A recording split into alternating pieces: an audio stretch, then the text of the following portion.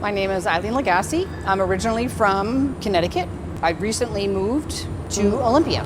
You may not know that I'm deaf, so when you speak to me, please make sure you're face to face with me. So that we're going to be making sea turtles and jellyfish. I grew up on the ocean. Grew up on Long Island Sound. I was a lifeguard for many years, and to see the way that humans are treating our Mother Earth really is an emotional place for me. It's a viral photograph of a seahorse holding on to a Q-tip. That little picture of that little seahorse holding a Q-tip, that was just that moment where it said, you know what, we need to find a way to resonate with people and say, hey, this is a really cool way to use something and give it new meaning and new life and make it beautiful and not ever see it again, you know?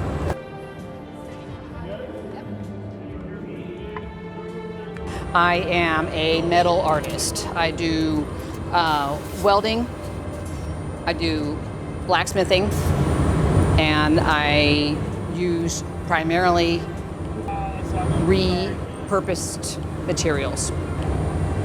And what I like about the flatware is it lends itself to a variety of different options, different applications, feathers, scales, fur. Yeah, totally. I'll definitely bring up you're using recycled materials. That's awesome. Yeah. I love that. Everything is recycled. At the So ends. I don't know if you can tell. You know when you go to a store and they have the peg boards where they slide all that's what that is. Oh. So someone was throwing out, actually Tim actually got me the box. Someone was throwing them out and there was about, I don't know. And they're stainless steel? Yep, all stainless. Actually, this was galvanized and it's amazing and they're all stainless because they need them for medical purposes. You can only use stainless. So it really, you can force those particular items into an entirely different role than they were intended for, or otherwise they'd land in a landfill.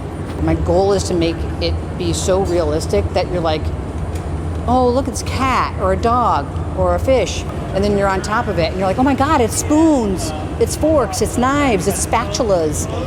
So that's the reaction I crave from people. I want theirs to be so real life-like that you can't tell until you get on top of it. So becoming an advocate for the deaf is sort of becoming an advocate for myself. I love coming here, and I love watching the artists do what they do. And when I'm at home watching on the TV, and there's an MC here just explaining everything, I can't hear that.